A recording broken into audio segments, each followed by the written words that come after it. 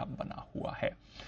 आई चोपड़ा साहब भी हमारे साथ जुड़ चुके हैं, उनका भी करते हैं स्वागत। इनॉक वेंचर्स के विजय चोपड़ा साहब, सर रोलर कोस्टर रहा है पिछले 6 दिन, गिरावट अच्छी खासी हुई, आज एक बढ़िया रिबाउंड है। कुछ इस गिरावट में अट्रैक्टिव लेवल्स आए हैं कुछ स्टॉक्स के या कुछ सेक्टर्स के, जहां से वापस अब एंट्री लेवल्स अच्छे दिख रहे हो, या फिर थोड़ा वेट करना बेटर रहेगा? दीप नमस्कार। देखिए, ये बात तो मैं कह ही रहा था कि आप हाई बीटा से निकल के लो बीटा में जाएं।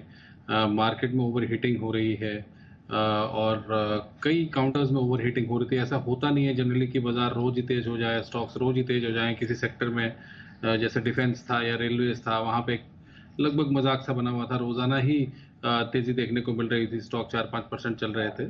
तो ऐसा होता नहीं है। तो अब थोड़ा सा रैशनलाइजेशन हो रहा है, पर मैं अभी भी बोलूंगा कि अभी भी जो आप स्टॉक चूज करें वो लो बीटा हो, फंडामेंटली स्ट्रांग कंपनी हो। तो अभी भी हाई बीटा स्टॉक्स में जाने की कोई आवश्यकता नहीं है। ये जंग चल रही है, हमें नहीं पता, क्रूड हो सकता है कि 100 चला जाए और ज़्यादा परेशानी क्रिएट हो जाए।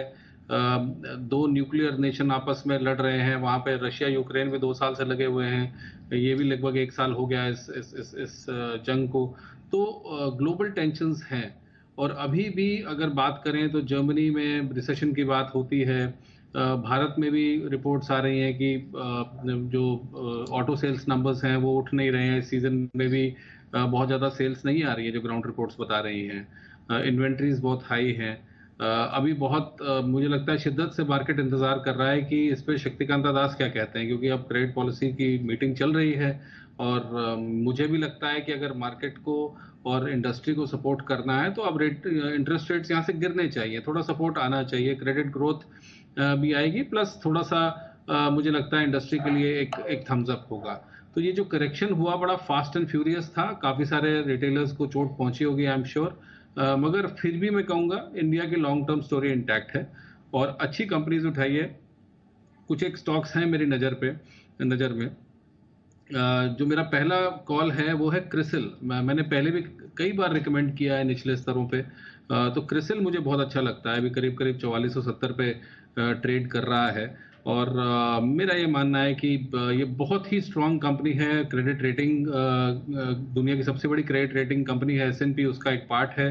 और क्रिसिल में खरीदारी की जाए for a target of 4700 and 4800। तो इसमें मुझे सेफ्टी भी दिखती है, प्लस एक बहुत स्ट्रांग कंपनी है पोर्टफोलियो में रखने के लिए। दूसरा एक और कंपनी है केमिकल क्षेत्र की, बालाजी अमीन्स। बालाजी अमीन्स में भी बहुत अच्छा करेक्शन हम ऑलरेडी देख चुके हैं। और मेरा ये मानना है कि जहां पर भी अभी ये चल रहा है वहां से करीब करीब 2200 की रेंज में चल रहा है। और आसानी से आपको ये 2500-2600 के स्तर पे जाता दिखेगा। बहुत स्ट्रांग, फंडामेंटली स्ट्रांग कंपनी है। और केमिकल क्षेत्र में अभी भी काफ़ी अच्छी अपॉर्चुनिटीज़ हैं जहां पर खरीदारी की जा सकती है। एक और स्टॉक जो मैं देख रहा था इस गिरावट में, वो है एक्सेलिया सोल्यूशन। मैंने कई महीने पहले ये रिकमेंड किया था। प्राइमरली ये टेक सपोर्ट देती है बहुत सारी इंडस्ट्रीज को, एयरलाइंस को भी देती है। और फंडामेंटली बहुत ही स्ट्रांग कंपनी है, डेट फ्री कंपनीज हैं। तो एक्सेलिया सोल्यूशन जो करीब करीब 1650 के आसपास अभी ट्रेड कर रहा है, इसमें खरीदारी करने का मैं रिकमेंड करता हूँ फॉर टारगेट ऑफ 1900 एंड 2000। तो ये कुछ कंपनीज हैं जो मेरी नज़र में हैं अभी फिलहाल। और गिनी चुनी शुगर कंपनीज भी हैं, जैसे एक उत्तम शुगर मुझे इस समय अच्छा लग रहा है, करेक्शन होने के बाद 350 के लगभग उत्तम शुगर चल रहा है। तो ये भी आपको 400 सवा 400 तक आसानी से जाता हुआ दिखेगा। तो कुछ चुनिंदा नाम मैंने अभी लिए हैं। तो इसी प्रकार की स्ट्रांग, फंडामेंटली स्ट्रांग कंपनीज लीजिए।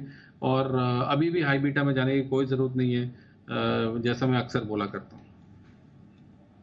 है आपके लिए कुछ बेहतरीन स्टॉक जो चोपड़ा साहब की तरफ से आते हुए बिना नोटिस के चोपड़ा साहब ने 4 स्टॉक दे दिए, नोटिस नहीं हुआ। क्रिसिल, बालाजी अमाइंस, एसेलिया सॉल्यूशन और उत्तम शुगर, और ऐसे नोटिस ना हो, ऐसा हो नहीं सकता। हम बैकवर्ड इंटीग्रेशन करेंगे ब्यूल का, चोपड़ा साहब को अगर इजाजत ना हो तो स्पेशल पिक का ब्यूल बैकवर्ड इंटीग्रेशन के साथ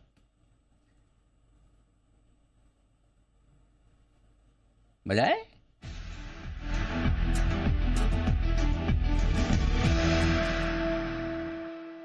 अब धन्यवाद ये बेहतरीन पिक्स देने के लिए। और आप अब पॉलिसी की बात भी करें तो हम बता दें, कल सुबह 9:45 से पॉलिसी पर लगातार होगी हमारी सबसे बड़ी कवरेज। ऑयस्टर कैपिटल के अतुल जोशी साहब हमारे साथ होंगे कार्यक्रम में। बाजार के जाने माने दिग्गज गुरमीत चड्ढा साहब से करेंगे पॉलिसी के बाजार पर असर पर चर्चा।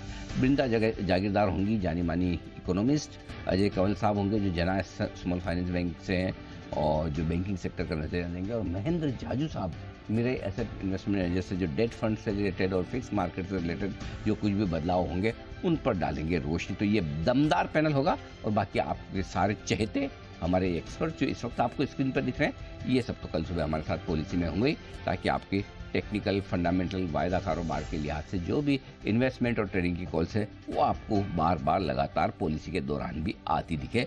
इसमें कोई फेरबदल नहीं होगा। फेरबदल होने की तैयारी है और बता दूं आपको कहां और कैसे।